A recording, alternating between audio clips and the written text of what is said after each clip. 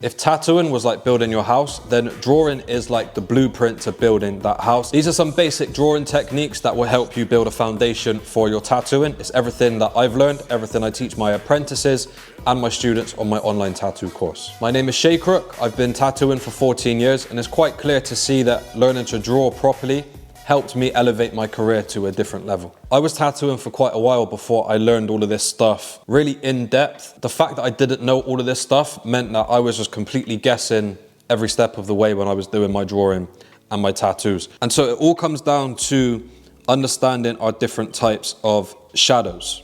Now, it doesn't matter if you're doing the most basic tattoos, if you're doing realism and you're breaking down a reference picture, the base tone, the highlight, the different types of shadows. This is going to help you draw your own pictures. When you're looking at a reference picture and you're trying to stencil it to tattoo it, you're going to break down every shadow and every part of the image with understanding and with a method, as opposed to just guessing and kind of hoping for the best. Let's say, for instance, we're tattooing a rose.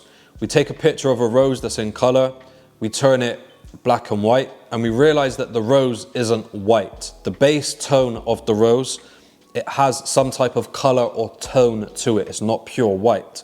So that is what I call my base tone. Forget about your highlights and shadows.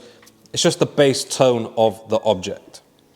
So when we're looking at a drawing or a reference picture, we're trying to tattoo, we're trying to draw, and you might be thinking, I'm not really sure what the highlights are, how to draw the shadows. And sometimes we forget that the object that we're trying to draw or tattoo has a base tone, a base value and color, and then everything that we're seeing on top of it that makes it look complex and makes it look realistic or like it's got depth. All of that is highlights and shadows on top of the base tone, which gives it depth. So your base tone is basically like, here is your circle, a 2D shape. It has no depth to it whatsoever.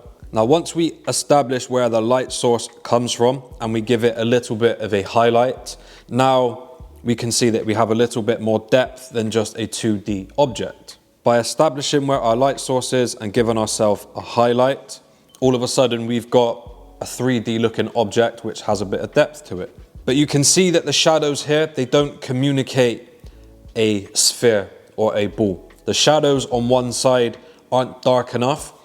The shadows dictate to us the shape of an object. So on the right, we can see that we've got a ball or a sphere with the highlight and with the shadow on it.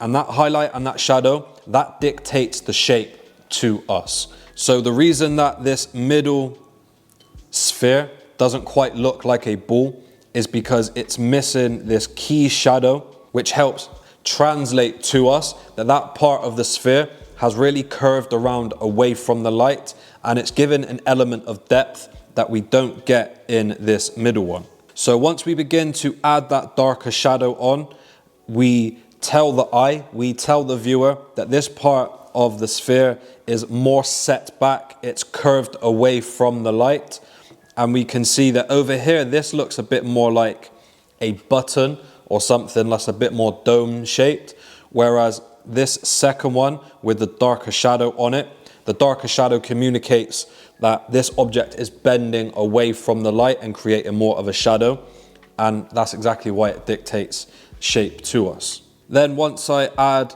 my core shadow here, and you can see that I've left the reflected highlight on the side of the ball. Because this part of the ball begins to curve away from us, if our light source is over here, the shadow is going to be on the opposite side of the ball to where the light source is coming from. And then we're going to have this reflective highlight which bounces up from the floor up onto the side of the sphere. On the screen, you can see a couple of other examples of this core shadow and the reflected highlight that is being left on the side. You can see where I've marked the shadow, the core shadow, the reflective highlight, and also the highlight. So now that we understand more about that, if I was to pull up this image, which I've included in my online course, this is an exercise that I teach to my apprentices and my students, we can see that once we figure out our shape and we draw with shape and we figure out the form similar to a globe, picture a globe, we've got a ball with the lines, the parallel lines running around it, which dictate the shape of the object to us. Once I draw my shape with my contour lines and the form, and I understand the shape in a three-dimensional way, this allows me to figure out where exactly the shadows should go. So whenever I draw it in a shape and I have the contour lines and I figure out the form, I'm thinking about it in a three-dimensional way, like I can almost pick up the object and move around it, and I understand what it would feel like to pick up and to hold it. But that doesn't necessarily mean that we have to do things in one particular way. So this formula that I use, you can see with the examples that I've got here. I've shaded this arm in two completely different separate ways, purely because I wanted to render one a little bit more realistic. I wanted to render one a little bit more cartoony and a bit more basic. Even though I've done that, hopefully it's quite clear for you to see why I've decided to put the shadows in the places that I've put them.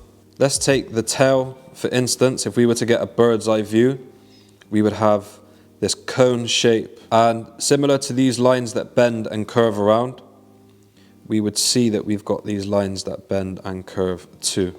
And naturally, if you take a look at anything that is in the room with you, something that is round, you will see that depending on the light source, both sides of that round thing are probably going to be a little bit darker. And then as we get to the top of that rounded shape, we get to the peak of that shape, we'll notice that the top bit catches a little bit more light, purely because anything that is in the highlight has been highlighted by the light.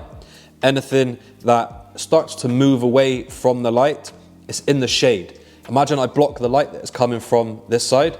I'm going to create a shadow, I'm going to create a shade, and I'm going to stop that highlight from hitting the object. So you need to understand that if something is left white, we're communicating the fact that it's being touched by the light and there's nothing being done to shade it or to push it back into the shade, so there's no reason to shade it. And so with this same logic, this is how I figure out where my shading and my shadows should go. So if we take this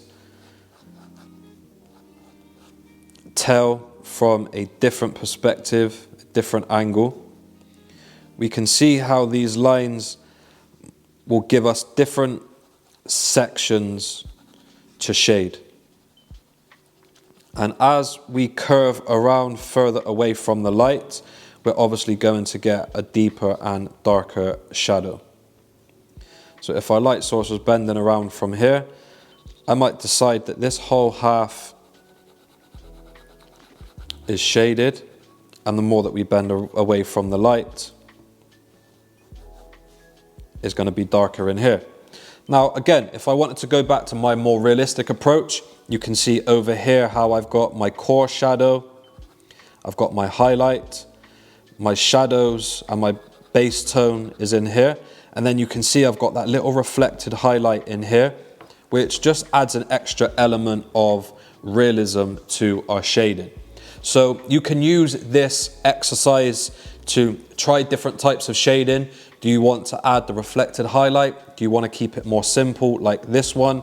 Do you want to make it a little bit more realistic like this one?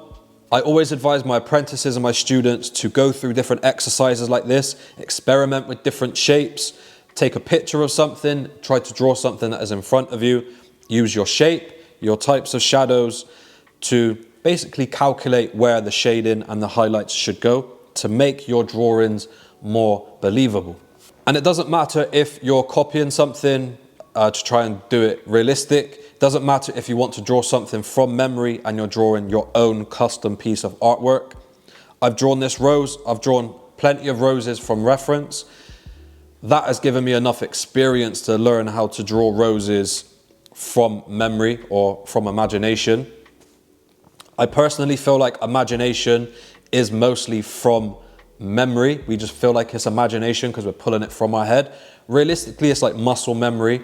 It is nothing more than just practice, practice, practice. You learn some tricks in your practicing, and then you start to be able to rely on the tricks that you learn in the practice. And that's basically what's happened here with my rose.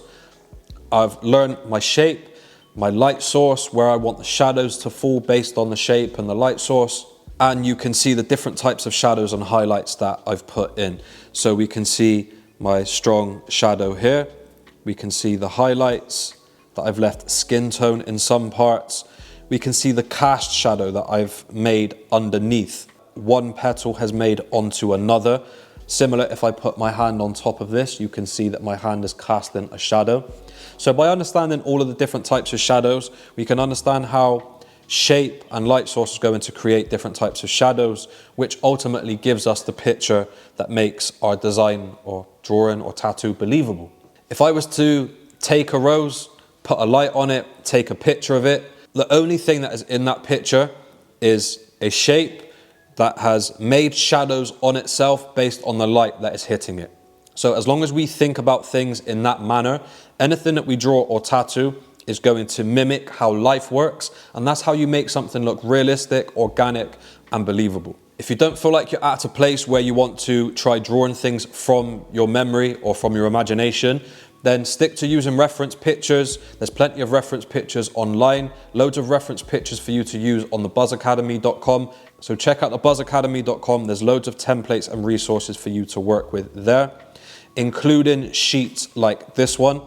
This sheet, we can practice how to stencil, draw these pictures, whether we trace them and stencil them or we're drawing freehand. It doesn't really matter. I want you to try to draw pictures using your shapes, form, and shadows and highlights.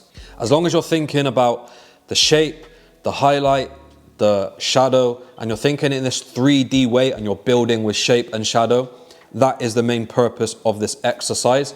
I want you guys to do that. Share your work with me. You can join my free school community so that you can share all of your drawings with me for feedback. In my school community, I've got weekly drawing exercises for you guys to take part in to make sure that you're learning everything that you need to learn to become a professional tattoo artist. If you're interested in joining the rest of my students in my online tattoo course, check out thebuzzacademy.com and take your skills from self-taught to professional. Let's go.